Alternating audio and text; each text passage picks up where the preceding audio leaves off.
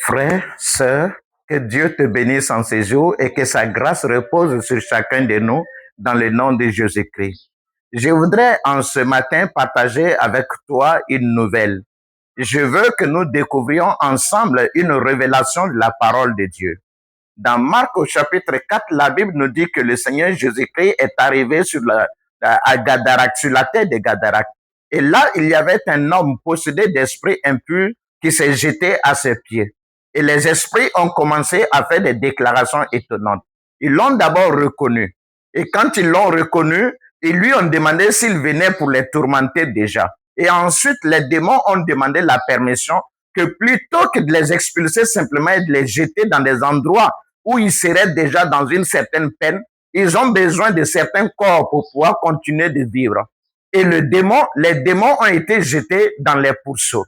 Frères, sœurs, je pense que cette révélation, je vais dire, ce passage du ministère de Jésus-Christ nous apprend quelque chose de très grand, à toi et à moi.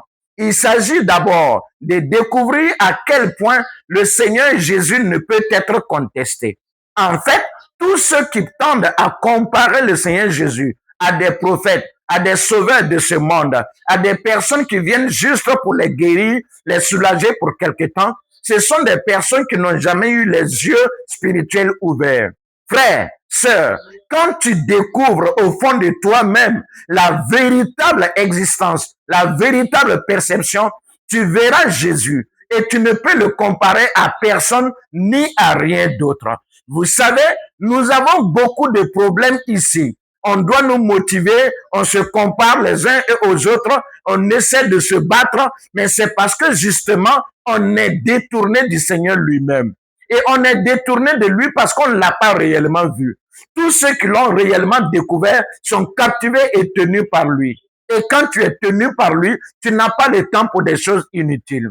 La deuxième chose qu'il faut comprendre, c'est que le monde spirituel est réel. Il est vrai. Il est là. Ces démons étaient en train de souffrir par le fait qu'ils ont rencontré le Seigneur Jésus et ils savaient que leur jugement était là, que le moment allait venir pour eux où tout allait finir. Souvenez-vous et sachez-le bien, Jésus n'est venu pour sauver aucun démon.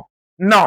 Quelle que soit la permission qu'il leur accorde aujourd'hui, c'est juste parce qu'il attend le temps du jugement définitif pour eux. Les démons le savaient, mais ils avaient besoin quand même d'un peu de permission.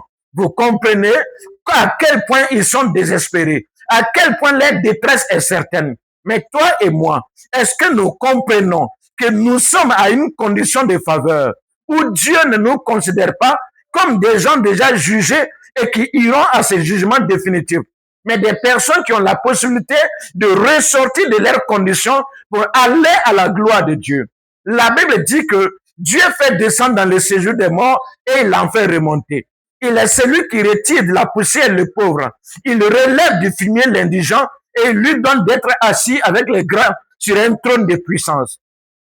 Alors, quelle que soit la profondeur de ta condamnation, de ton péché, de ta situation, toi, tu n'es pas un démon. Tu as encore l'opportunité, la possibilité d'être retiré de ta détresse, de ta condamnation, de ton jugement.